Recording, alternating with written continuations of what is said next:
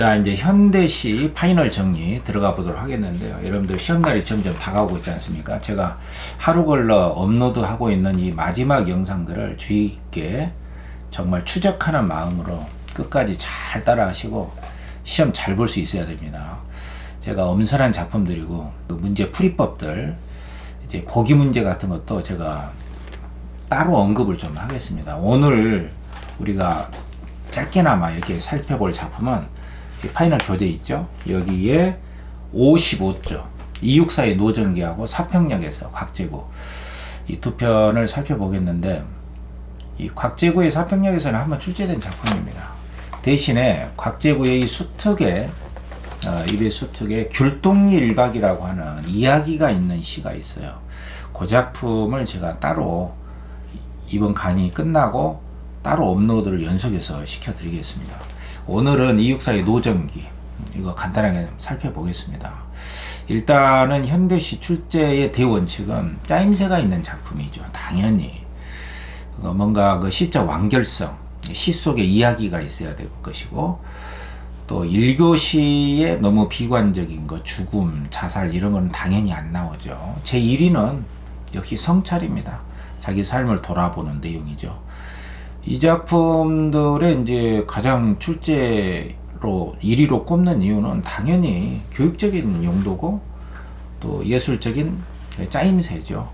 그렇다면은 264의 노정기를 꼽지 않을 수가 없는 것이죠. 자화상 계통의 자기 삶을 되돌아보는 성찰, 그리고 자기 삶에 대한 생명력, 반드시 의지가 있는 건 아니지만 돌아보는 그 마음속에는 삶을 정리하는 성찰과 어떤 그 삶에 대한 정리, 그리고 이제 자의식이 너무 과잉되지는 않습니다. 그래서 교육적인 용도로도 굉장히 좋고, 또 무엇보다도 예술적인 그 짜임새가 굉장히 탁월한 시입니다. 그래서 여러분들에게 강추하는 것이고, 일단은 출제에는 그 타당도가 있어야 돼요. 이 작품을 왜 선택했느냐에 대한 답변을 내놓을 수 있어야 됩니다. 평가원에서는 그걸 해야 되는 것이거든요. 그래서 아무런 어떤 작품을 함부로 그렇게 출제하지는 않습니다. 그래서 264의 노정기 바로 들어갈 것이고, 이 자화상 계통의 성찰과 자기 삶에 대한 돌아봄의 그 시로 이번에 출제될 가능성 중에 하나로 저는 기영도의 질투는 나의 힘이라고 하는 작품도 꼽고 있습니다. 또 김광섭의 산, 또 오세영의 등산, 이런 작품들을 지금 꼽고 있기 때문에 곽재구의 그 귤동리 일박하고 이런 작품들은 이제 다음 시간에 제가 연속해서 올려드리겠습니다. 우리 교재는 없지만 일단 오늘 다른 설명 다 제하고 일단 제가 추천하고 엄선한 작품이니까 함께 들여다보면서 어떻게 문제풀이를 하는지, 어떤 작품이 출제가 예상되는지, 그 근거는 무엇인지, 답의 근거들 한번 정리하고 우리가 이 작품을 통해서 현대시 정리하도록 하겠습니다. 자, 영상 한번 보세요. 우리 교재입니다. 55조. 자, EBS 264의 노정기 나와 있고, 곽재구의 사평역에서 이 두 편을 제가 엮어서 제가 직접 출제를 했습니다. 264의 노정기는 제가 이제 역사적인 배경이나 이런 거 작가에 대한 소개 이런 거 할 필요가 없고 바로 작품으로 들어가 보죠. 그 이전에 신동집의 오렌지라고 하는 것하고 낙화의 정막하고 같이 해놓은 거 있잖아요. 그거 꼭 안 푼 사람 꼭 풀어야 됩니다. 신동집의 오렌지, 그리고 낙화의 정막. 그러니까 제 채널에 올라와 있는 영상들을 제목을 치고 검색해서 찾아서 들어야 된다는 이야기죠. 무슨 말인지 이해되죠? 자, 264의 노정기. 노정기라고 하는 것은 일단은 이 길로단 말이에요. 길로. 내가 살아온 길이죠. 그 과정입니다. 나의 이력서와 같은 거야. 자기 삶을 돌아본다는 점에서는 성찰의 의미가 있습니다. 이 성찰도 굉장히 다양한 뜻이 있거든요. 그래서 후회나 반성도 성찰이고, 돌아보는 거, 삶을 깊이 있게 인식하고, 또는 이제 어떤 깨달음의 내용이 있어도 돼요. 그리고 반드시 극복의 의지가 반드시 있어야 되는 것은 아니거든. 그래서 자기 삶을 일단은 이 살필 성이다 이거죠. 살필 차리야. 자기 삶에 대해서 깊게 한번 돌아보고 쓴 시라면은 거의 성찰이 됩니다. 근데 그렇다고 해서 이게 단순한 뭐 누나가 그립다, 엄마가 그립다, 단순한 그리움을 성찰이라고 하지 않아요. 물론 이제 또 뭐 절망이나 뭐 한탄 있잖아요. 물론 이제 한탄하면서 성찰할 수도 있어. 내가 왜 그랬을까?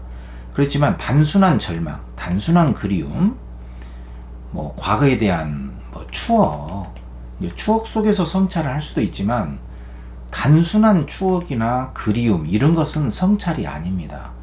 또 뭐 절망 이런 게 성찰이 아니에요. 성찰은 자기 삶을 되돌아보면서 더 나은 삶을 이른바 우리가 흔히 말하는 바라는 것이죠. 바람직한 삶의 추구를 위한 그 자기 삶에 대한 기대, 그것이 깔려 있는 게 성찰이에요.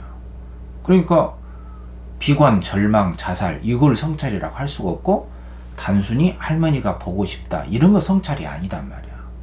자기 삶을 돌아보는 거, 삶에 대한 깨달음, 그리고 반드시 극복 의지가 있어야 되는 건 아니에요. 그러나 극복의 의지가 있으면서 성찰이 있는 경우도 있죠. 그러니까 윤동주의 자화상 생각해 보세요. 수능에 나왔잖아. 자기 우물을 들여다보면서 웬 낯선 산에, 그리고 그 낯선 산에 대한 그리움, 자기가 자기를 그리워하는 거죠. 그리고 나에 대한 미움도 있고, 생각해 보니까 또 나에 대한 그리움도 있고, 자기 자신을 챙기고 싶은 마음도 있잖아요. 그러니까 내가 나를 들여다보는, 또 내가 나의 삶을 돌아보는 이 마음, 이게 이제 문학의 가장 기본적인 창작의 테마고, 자기 자신의 삶을 소재로 삼는 이것은 문학의 원형이라고 할 수가 있거든요. 그러니까 이건 영원한 출제의 테마다 이렇게 볼 수가 있는 것이죠. 그러니까 여기서 이제 노정기가 출제가 된다면 극복 의지가 있냐 없냐, 그리고 여기에 나와 있는 현실 상황, 현실 긍정적일까 부정적일까? 당연히 어떤 부정적 현실 속에서 자기가 마냥 행복하게 살아온 건 아니겠잖아요. 그죠? 얼마나 어려웠나, 고난, 역경. 그리고 이육사는 또 막 중국 쪽으로 배 타고 들어가면서 굉장히 그 험한 그 독립 투사로서의 삶의 여정도 갖고 있잖아요. 그러한 내력과 관련이 있어. 그러니까 보기 문제와 관련해서 출제할 수도 있는 것이고요. 그 다음에 이제 대응 방식이라는 점에서도 우리가 이제 호기심 있게 한번 살펴봐야 돼요. 그 대응 방식은 일체의 모든 반응이나 태도는 다 대응 방식이야. 울어도 대응 방식, 극복의 의지도 대응 방식, 성찰도 대응 방식, 탈속도 대응 방식, 초탈도 대응 방식, 뭐 체념도 대응 방식. 무슨 말 이해되죠? 그래서 현실 상황이 어떠냐, 대응 방식은 어떠냐, 그리고 자기 삶을 자기가 어떻게 보고 있느냐, 그리고 이제 표현법들 이런 것들 보면서 우리가 살펴봐야겠지. 자, 첫째 줄은 이렇게 시작하거든. 목숨이란 마치 깨어진 뱃조각이다. 이게 목숨은 자기 생명이야. 이게 관념적인 것이잖아요. 나의 삶, 삶이라고 봐도 돼. 근데 그것을 깨진 뱃조각이다라고 비유를 한 거잖아. 이거는 이제 상당히 구체적인 것이거든. 감각적인 소재예요. 이게 사물이잖아요, 사물. 그러면 여기서 이제 절대로 놓쳐서는 안 되는 게, 이런 게 바로 관념을 구체화한 거란 말이에요. 이게 이육사는 뭐 독립투사이기 이전에 탁월한 서정 시인이거든. 자기 생각, 어떤 뭐 생명의 문제, 사랑, 평화 이런 관념을 굉장히 이해하기 쉽게 독자들이 팍 와닿을 수 있게 구체적인 사물로 탁 던져주는 그 힘이 있잖아요. 그러니까 첫째 줄에 벌써 나의 목숨은 깨져버린 뱃조각인데, 조각난 그것도 깨져버린 뱃조각과 같은 것이다. 그러니까 나의 삶이 어떻다는 거야? 대단히 너덜너덜한 뱃조각과 같은 것이다 라고 고백을 하고 있는 것이잖아. 그러니까 이 성찰은 고백적인 어조야. 무슨 말인지 이해되죠? 여기저기 흩어져 마음이 구축주간 어촌보다 어설프고 나는 어설프다. 내 마음이라는 것은 그렇게 강인한 것이 못 돼. 삶의 특글, 뭐 삶의 어떤 더러움이라든가 누추함 이런 것들만 오래 묵은 포범처럼 돛처럼 다람했다. 자기를 배에다 비유했으니까. 그것도 깨져버린 배고, 내 삶이란 것은 구체적으로 쫙 생동감 있게 제시를 하잖아요. 그러니까 이런 것을 보고서 자기 삶을 비유적으로 생동감 있게 감각적으로 드러냈다 하면 맞아 틀려. 그건 먹고 들어가는 거란 말이야. 무조건 맞는 거야. 그죠? 깨져버린 배조각과 같고, 여러분들은 자기 삶을 어떻게 생각하세요? 나의 삶, 나의 목숨, 나의 생명은 마치 흐느적 기어다니는 개미와 같다, 이렇게 표현할 사람도 있고, 뭐 찢어진 깃발과 같다 이렇게 표현할 수도 있고, 뭐 부스러기 과자 조각과 같다 이렇게 표현할 수도 있잖아. 바로 그거를 봐야 됩니다. 나는 어설펐다. 돛, 오래 묵은 돛처럼 다라맨 하나의 깨진 배조각이다, 이렇게 시작을 하고 있잖아. 남들은 기뻤다는 젊은 날이지만 이 비교를 하고 있단 말이야. 비교되죠. 여기서 말하는 이제 비교는 남들과 그 차이점을 통해서, 남들은 저렇게 기뻤는데 밤마다 내 꿈은 서해를 밀항하는 짱크, 이건 배입니다. 배. 그러니까 서해를 밀항했다는 것은 그쪽을 통해서 이제 뭐 저쪽 북쪽으로도 독립운동을 많이 했거든. 그래서 이제 자기의 삶을 몰래 밤에만 항해를 해야만 했던 배에다 비유를 한 거예요. 뭐와 같았다. 소금에 절고 조수에 부풀어 올랐어. 요건 이제 희망에 부풀어 오른 것은 아니야. 나를 배라고 본다면은 배 입장에서 소금, 바닷물 같은 건 어때? 물론 배가 그렇게 쉽게 부식되지는 않겠지만 소금은 배를 절게 만드는 것이잖아. 어떤 거 고통의 이미지란 말이에요. 소금에, 조수에 부풀어 올랐다. 그만큼 자기 삶은 그 몰래 밀항하는 그 배처럼 왔다 갔다 하는 힘겨운 삶이었다라고 남들은 기뻤지만 나는 이렇게 고달펐음을 보여주는 것이잖아. 되죠? 항상 흐릿한 밤이면, 암초를 벗어나면, 이거 다 이 실현의 이미지잖아요. 배가 암초에 부딪히면 팍 깨지잖아. 태풍과 싸워가고, 이 싸워야 될 태풍이야. 전설 속에 읽어본 산호도는 구경도 못했어. 산호도는 이제 구경하고 싶어 하는 그런 종류야. 어떤 그 이상향, 어떤 좋은 거, 보고 싶은 것은 구경도 못했어. 맨날 태풍, 암초, 소금에 부풀고, 조수에 부풀어 올랐어. 고생을 많이 했다는 것이지. 자, 그곳은 남십자성이 비춰주지도 않았다. 자기가 가는 그곳이야. 그 산호도는 구경도 못했고, 내가 가야만 하는 그곳은 항상 남십자성도 없었다는 것은 어두웠다는 것이야. 내가 가는 그곳은 쫓기는 마음으로 살았고 지친 몸이었다. 다 화자인 자기 자신의 삶을 보여주는 것이잖아요. 그리운 지평선, 요거 이제 가고 싶어하는 곳이죠. 그리운 지평선을 한숨에 기어오르면 그곳에는 좋은 것이 있는 것이 아니라 시궁치, 이렇게 푹 웅덩이 같은 것이죠. 웅덩이 같은 푹 꺼진 것이 열대식물처럼 내 발목을 오였었다.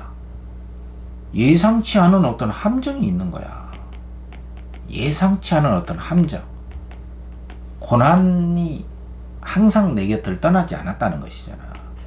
아, 그리운 그곳 정말 좋을 것 같았는데 실상 가보면은 시궁치 있고 열대식물이 있는 건 아니지만 그 시궁치가 열대식물처럼 내 발목을 오염싸고 내 발목을 움직이지 못하게 가로막고 있었다. 자기 그 지나간 삶을 이렇게 쓰고 있는 거예요. 고난과 시련의 과정이었다. 나는 깨진 배였고, 새벽 밀물에 밀려온 거미냐, 자기 자신을 비유한 겁니다. 자, 나를 비유한 거 깨진 배 조각이다. 두 번째, 거미다. 가수가 아닙니다. 자기를 거미에 비유한 거예요. 다 사가 빠진 소라 껍질에 나는 붙어서 살아왔다. 그럼 소라 껍질은 거미가 자기 몸을 붙어서 살 수 있는 의지처가 되는 것이죠. 소라껍질은 고난과 역경이 아니야. 의지처야. 거미에게는 의지처가 됐던 것이죠. 나는 이렇게 살아왔다. 먼 항구 노점에 내가 살아온 길에 흘러간 생활을 들여다본다. 이게 성찰이단 말이죠. 내가 나를 들여다본다. 그러니까 그동안 이육사 시 그 강 건너간 노래라든가 이런 출제된 시에 비하면은 조금 길이도 짧고 뭐 난이도는 그에 비하면 조금 쉬운 편으로 된 시인데 여러분들에게 이 시를 소개하지 않을 수가 없는 거죠. 출제 1순위입니다. 이 정도 알아야 되거든. 자, 서평역에서는 이미 출제됐던 거니까 그 대합실에서 고달픈 서민들의 삶의 모습을 보면서 내가 한 줌에 눈물도 던지고 톱밥도 던지면서 따뜻하게 해주고 싶고 함께 눈물을 흘려주고 싶은 동정과 연민의 시선, 바로 그거를 서민들의 고달픈 삶에 대한 그 연민의 시각을 한껏 보여주는 공감의 시죠. 곽재구의 그 신춘문예 당선 작품입니다. 여러분들 다 알고 있죠? 이건 자세히 설명하지 않을게요. 막차는 오지 않고 대합실 밖에 눈송이 쌓이고 유리창마다 톱밥 난로 있고 몇몇은 졸고 쿨럭이고 이런 사람들의 모습을 보면서 좋았던 때도 있지 않았을까 이런 생각도 하면서 나는 화자죠. 톱밥을 불빛 속에 던집니다. 대합실에 있는 사람들을 좀 더 따뜻하게 해주기 위해서. 그네들은 내면 깊숙이 할 말은 가득해도 손바닥을 불빛에 적시고 아무 말도 하지 않았다. 고달픈 서민들의 삶이야. 산다는 것은 술에 취한 듯 한 그룹의 굴비 한 광주리에 사과를 만지작거리며 귀향하는 기분으로 정말 많은 돈은 벌지 못했지만 소박한 어떤 과일 같은 거, 굴비 같은 거 가지고 고향으로 갈 때 뭐 내세울 거 없잖아요. 삶은 침묵해야 한다는 것을 다 모두들 알고 있었다. 오래 앓은 기침 소리, 입술 담배 연기 속에 눈꽃은 쌓이고 그래 지금은 모두들 눈꽃의 화음에 귀를 적신다. 바깥에는 눈꽃들의 소리들, 그 조화로운 소리가 들리죠. 바깥에는 아름다움이 있고 대합실 안에는 삶의 고통이 있는 것이죠. 그것을 바라보는 화자가 있는 것이에요. 자, 마지막 화자의 동작이 뭡니까? 자적이 넘으면 낯설음도 뼈아픔도 다 서론인데 시간이 지나면 낯설음, 뼈아픔도 아픔도 다 서러움이 해소되기 마련인데 서로는 원통함이 해소되다. 이 한자어죠. 서러움도 다 해소되기 마련인데 단풍잎 같은 몇 잎에 차창을 달고 밤열차는 또 어디로 흘러가는지 이 기차는 어디로 흘러갈까 그리웠던 순간을 호명하며 나는 한 줌의 눈물을 불빛 속에 던집니다. 그네들을 위해서 당신들을 위해서 내 내면에서 올라오는 느껴온 그 눈물 같은 것들 내가 던지면서 그네들의 슬픔에 깊이 뭐 하는 거예요? 공감하는 것이죠. 공감의 시예요. 자 1번 풀었죠. 가에 씌워준 기능 및 의미. 기능은 역할이야. 이것 때문에 무슨 기능을 하고 있는가? 이것 때문에 무슨 일이 일어났나? 인과적으로 잘 살펴야 돼. 거기에 어떤 의미가 있는가? 다른 거. A, B, C, D 중에. 자, 이건 뭐 굉장히 연습용으로 낸 거야. A, B, C, D, E에 A가 뭡니까? 소금은 뭐야? 배가 절개된 것이거든. 그러니까 좋은 것이 아니에요. 배가 소금의 부식이 될 수도 있고 계속 나오는 것은 뭐냐면 조수예요. 또 암초 이런 거 있잖아. 암초 또 뭐야? 태풍 이런 것들은 전부 다 화자가 깨진 뱃조각이니까 깨진 뱃조각에게 위협을 가할 수 있는 고난과 시련의 이미지란 말이야. 이것 때문에 무슨 일이 났나? 배가 깨질 수도 있잖아. 암초, 태풍, 소금 이런 것들은 배 입장에서는 결코 좋은 게 아니야. 그죠? 그러니까 이런 역할을 하는 것들이야. 고난과 시련의 의미라고 봐야겠지? 그 다음에 열대식물 같은 것은 시궁치는 뭐야? 시궁치는 그리운 지평선인 줄 알았는데 이게 이제 이상향이라고 한다면은 가고 싶어 하는 거. 근데 그곳에는 예상치 않은 시궁치 푹 빠진 어떤 구덩이 같은 것이 있는 거야. 웅덩이. 그리고 열대식물처럼은 시궁치를 비유한 거잖아.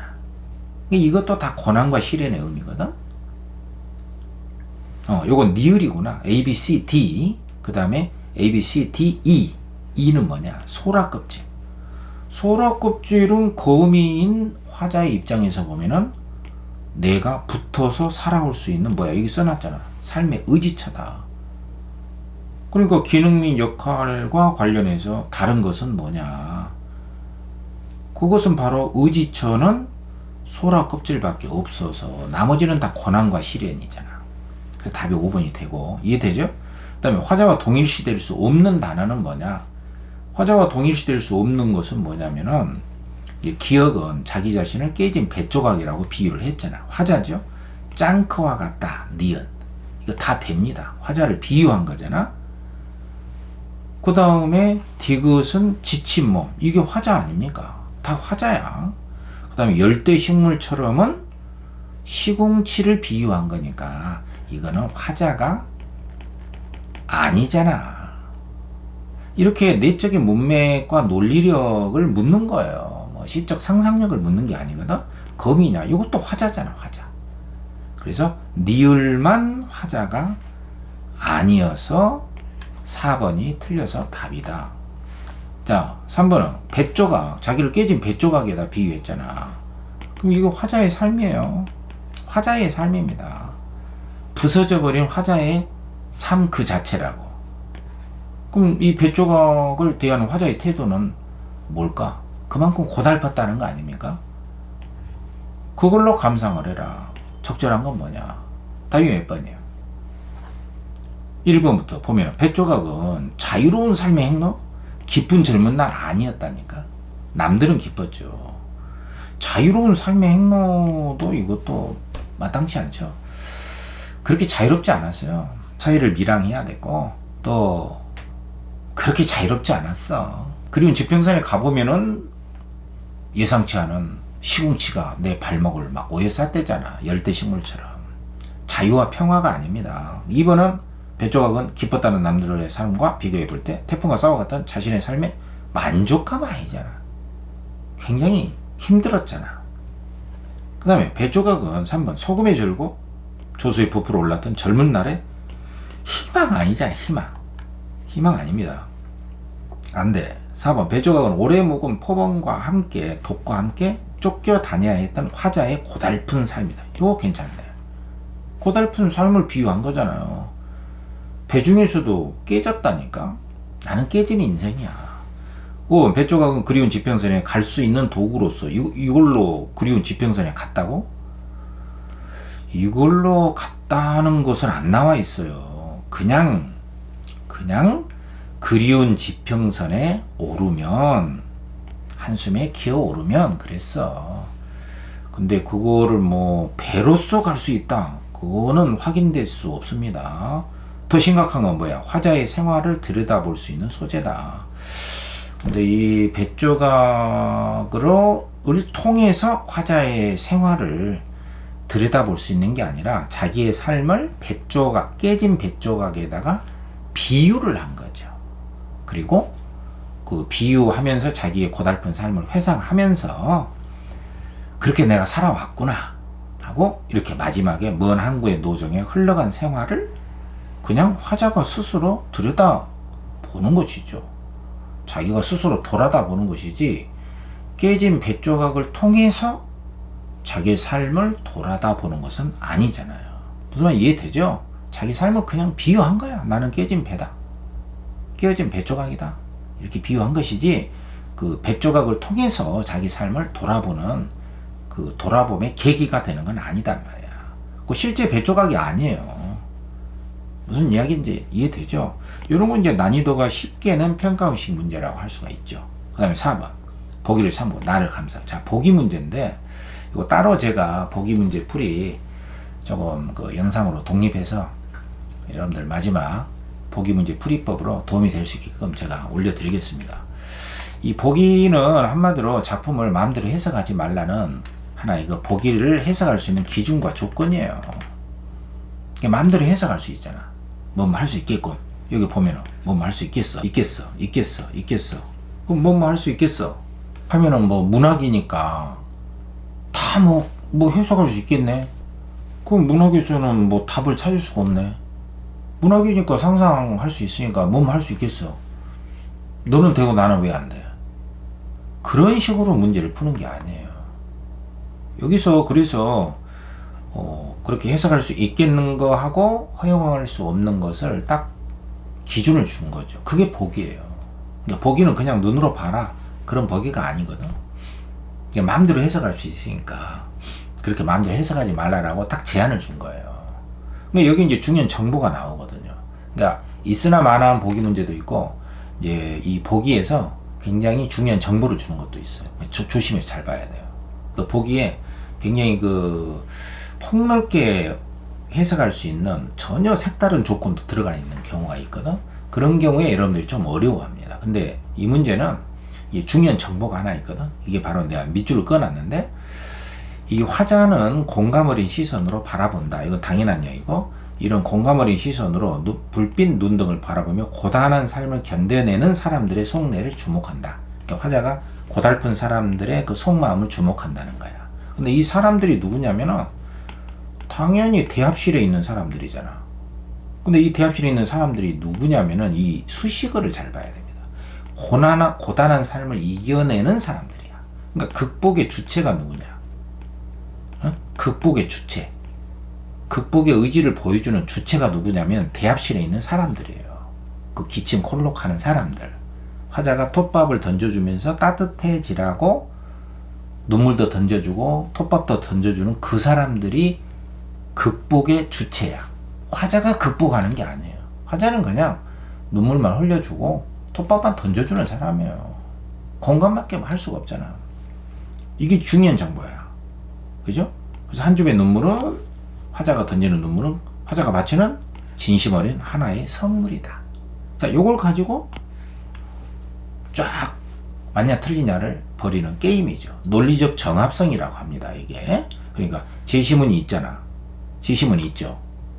내 말 듣고 있죠? 제시문이 있잖아. 보기가 있죠. 이걸 B라고 하면 선지가 있죠. 그러면 이 제시문하고 보기하고 C 선지가 딱 악유가 맞아야 되잖아요. 알리바이가 딱 맞아야 돼. 이게 논리적 정합성이야. 이 논리적 정합성에 의해서 참과 거짓이 결정이 되잖아요. 뭐 여기서 고통을 견뎌내는 것은 대합실에 있는 사람들이라고 나왔잖아. 그리고 여기에 눈물을 던진다고 할 때 화자의 눈물은 그들을 위한 하나의 선물이에요. 공감이라고. 자, 여기에 위배가 되면 안 되거든. 그 제시문하고 시하고도 틀리면 안 되고. 그래서 1번에 A의 한 줌의 톱밥은 뭐냐? 추위를 견뎌내주게 해주는 것처럼 한 줌의 눈물이라고 하는 것은 뭐야? 그것은 사람들이 힘든 상황을 견디는데 위로가 되죠. 누가 위로합니까? 화자가. 위로를 누가 받습니까?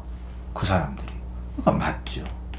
그 2번은 화자가 사람들의 속내를 잘 이해한다. 그렇죠. 사람들의 속내를 들여다본다고 그랬잖아. 이해하는 마음이잖아요. 그러면 한 줌의 눈물이라는 것은 할 말이 있는데도 침묵하는 사람들의 속내에 화자가 뭐야? 비판하는 거야? 공감하며 흘리는 것이라고 할 수가 있겠죠. 뭐가? 한 줌의 눈물이라고 하는 것은 공감의 눈물인 거야. 그러니까 맞잖아. 공감 어린 시선으로 본다고 그랬잖아. 그래서 3번에 B에서 화자는 눈꽃의 화음이 열악한 상황을 드러낸다고 보고 있기 때문에, 근데 눈꽃의 화음이라는 것은 바깥에서 들리는 눈꽃의 조화로운 이 아름다운 소리예요. 그러니까 대합실에 있는 삶은 고통스럽고 바깥에는 아름다운 눈꽃의 조화로운 소리가 들리는 거야. 그러니까 이 눈꽃의 화음 자체가 열악한 상황은 아니거든. 근데 여러분들이 시험 문제 풀 때 이거 좀 알기가 어려울 거예요. 그리고 여러분들이 여기에 제가 지금 여러분들 교재에는 A, B, C가 좀 빠져 있더라고. 그래서 내가 여기 이렇게 표시해 줬습니다. A 부분, B 부분. 뭐 A, B 없어도 구절 보고 문제 풀 수 있죠. 이렇게. 근데 여기 보면은 이 눈꽃의 화음이 있잖아요. 그래 모두 지금은 눈꽃의 화음에 귀를 적신다. 그러니까 이 대합실에서는 담배 연기, 그러나 바깥에는 눈꽃이 쌓여. 그래서 그 꽃과 같은 눈들이 내는 조화로운 소리에 귀를 적시고 있다. 아름다운 소리죠. 그래서 눈꽃의 화음 자체가 열악한 상황은 아닙니다. 그리고 또 한 줌의 눈물은 그러한 상황을 극복해내려는 화자의 의지다. 근데 고단한 삶을 견뎌내고 극복하려고 하는 것의 주체는 누구라고? 대합실에 있는 사람들이에요. 여기 나오잖아. 화자의 의지가 아니란 말이야. 이게 포기하고 위배가 되잖아. 그러니까 앞에 틀리고 뒤에 틀리게 해서 착착 두 개를 착 쳐내고 답을 설정을 하고 있잖아. 절대로 이 답에 대해서 이의를 제기하지 못하도록 이렇게 낸 거잖아요. 근데 이제 다음 답이 아닌 것이 어렵게 출제를 하는 거거든. 그래서 4번의 C에서 화자가 지난날을 호명하며 한 주의 눈물을 흘리는 것을 볼 때, 한 주의 눈물이라고 하는 것은 지난날을 떠올리면서 눈물을 흘리잖아요. 그죠? 그럼 이때 눈물이라고 하는 것은 뭐냐면 눈물을 흘리면서 비관하는 게 아니잖아. 서로 공감하면서 힘을 얻잖아요. 또 지난날을 생각하면서. 그렇기 때문에 고단한 현대 삶을 견뎌내게 해주는 힘이 과거의 추억처럼 소박한 데 있음을 암시한다고 할 수가 있겠다. 이게 조금 어려운 선지입니다. 여러분 이 말 잘 이해가 안 되죠? 고단한 삶을 견뎌내주게 하는 힘이 어디서 나옵니까? 지금 이 시에서는 이 대합실에 있는 사람들의 삶이 좀 고달프잖아. 힘들잖아요. 그럼 이 화자가 하는 짓은 어떤 거였어요? 여기 나오잖아. 고달픈 사람들을 보면서 1년에 그리웠던 순간을 생각하며 나는 톱밥을 불빛 속에 던집니다. 그러니까 현재는 이렇게 고달프지만 이 현재 고달픔을 과거에 어떠한 지나간 것에 대한 그리움을 떠올리면서 현재의 고달픔을 이겨내려고 하는 동작을 보여주는 거야. 그게 바로 한 줌의 톱밥을 던지는 행위고 한 줌의 눈물을 던지는 행위가 되는 것이거든. 그 제일 마지막에도 그리웠던 순간을 호명하며 한 줌의 눈물을 불빛 속에 던진다고 했다는 것은 우리의 삶을 견뎌내주게 하는 그 힘이라고 하는 것은 때로는 과거에 그리웠던 순간을 떠올리며 눈물을 흘리는 것도 우리의 삶을 견뎌내주게 하는 힘이 된다. 그 소박한 과거의 추억을 떠올리는 것이 우리의 삶을 힘을 내주게 하는 것이 될 수가 있다는 뜻이에요. 무슨 말 이해됩니까? 이렇게 풀어서 이야기하면? 선지 4번에 이제 다시 보면은 화자가 지난날을 호명하며 한 줌의 눈물을 흘리는 것을 보면 한 줌의 눈물이라고 하는 것은 고단한 현재의 삶을 견뎌내주게 하는 힘이 과거의 추억처럼 소박한 데 있음을 암시한다고 할 수가 있겠다. 그러니까 뭐 현재의 삶을 고달픈 삶을 이겨나게 한다는 것은 뭐 대단한 것이 아니라 그래도 그리웠던 순간이 있었지. 이렇게 떠올리면서 눈물을 흘려주는 남의 삶에 공감하고 또 내가 충분히 이렇게 느껴주는 것 자체가 힘을 준다는 것이에요. 그렇게 소박한 것이 힘을 준다라고 볼 수가 있다는 것이야. 그러니까 어렵지만 이게 틀리다고 할 수가 없잖아. 그럼 틀린 건 확실하게 3번이 틀린 거예요. 답이 아닌 것이 어렵다. 자기가 모르는 걸 답으로 찍지 마세요. 이정마 한 말 굉장히 중요합니다. 자기가 모르는 것을 답으로 찍지 마라. 의학하는 걸 찍어라. 좀 어렵긴 하겠지만 5번 A에서 C로 전개되면서 화자가 불빛 속에 한 줌의 눈물을 던지는 걸 볼 때 한 줌의 눈물을 던졌잖아. 한 줌의 눈물이란 것은 뭡니까? 삶의 고단함을 견뎌내주게 하는데 힘을 보태고자 하는 화자의 진심이 담겼다. 이 공감은 진심이잖아요. 자, 여러분. 자, 이렇게 해서 간단하게 이육사의 노정기하고 각제구의 사평역에서라는 시를 한번 살펴봤는데 분명히 현대시는 짜임새 그리고 교육적인 생명과 사랑과 성찰의 시 이런 것이 나옵니다. 다음 영상에 이어서 제가 나올 수 있는 거 몇 편 더 소개하겠습니다. 이미 그 이전에 신동집의 그 오렌지라고 하는 시도 제가 소개했으니까 낙화의 정막 오렌지 안 푼 사람은 꼭 푸시고, 나올 만한 시 제가 몇 편 뽑아서 한 편 더 영상으로 업로드 해 드리겠습니다. 기대하시라. 잘 추적하는 마음으로 잘 관찰하고 영상들이 여러분들에게 도움이 되시길 바랍니다. 시험 잘 보세요.